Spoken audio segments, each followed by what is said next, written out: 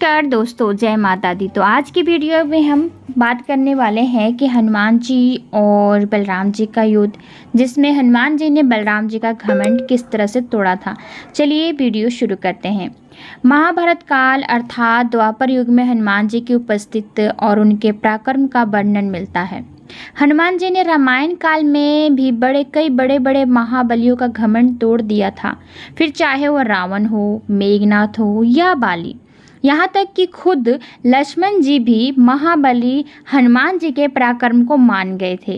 लक्ष्मण जी शेषावतार माने जाते हैं। उन्होंने ही बाद में महाभारत काल में बलराम जी के रूप में जन्म लिया था। तब भी उन्हें अपने बलशाली होने का घमंड हो चला था। द्वारिका में बलराम जी ने कई दानवों और असुरों का वध किया था। उन्हें अपनी भुजाओं, गदा और हल पर बहुत घमंड था। एक बार उन्होंने पौंड्रक द्वारा भेजे विशालकाय बानर द्वित से मुकाबला करके उसे परास्त कर दिया था और उसे अपने एक ही मुक्के से मार दिया था। उसे मारने के बाद तो बलराम जी का अहंकार 7वें आसमान पर चढ़ गया था। बलराम जी ने जब विशालकाय बानर द्यूत को अपने एक ही मुक्के से मार दिया था तो उन्हें अपने बल पर घमंड हो चला था। तब श्री कृष्ण के आदेश पर हनुमान जी गंधमादन पर्वत से उड़ते हुए आए और द्वारिका की वाटिका में घुस गए। द्वारिका की वह वाटिका सबसे सुंदर थी। उस वाटिका को उन्होंने उसी तरह उजाड़ना प्रारंभ कर दिया जिस तरह कि उन्होंने रावण की वाटिका को उजाड़ दिया था। द्वारिका की वाटिका में से वह फलों को वृक्ष सहित उखाड़ कर खाने लगे और वृक्ष को दूसरी ओर फेंकने लगे।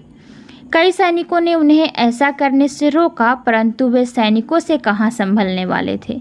आखिरकार सैनिकों ने जाकर बलराम जी को बताया कि एक बानर हमारी वाटिका में घुस आया है और उत्पात मचा रहा है। यह सुनकर बलराम जी क्रोधित हुए और सैनिकों पर भड़क कर कहने लगे, तुम एक तुच्छ बानर को नहीं भगा सकते। तब सैनिकों ने बताया कि वो बड़ा ही बलशाली है, सैनिकों के बस का नहीं है। यह सुनकर बलराम जी खुद उन्हें एक साधारण बानर समझकर अपनी गदा लेकर वाटिका से भगाने के लिए पहुंच गए। वहां कई चेतावनी देने के बाद भी जब हनुमान जी नहीं माने तो फिर बलराम जी ने अपनी गदा निकाल ली और फिर वहां उनका हनुमान जी से गदा युद्ध हो गया।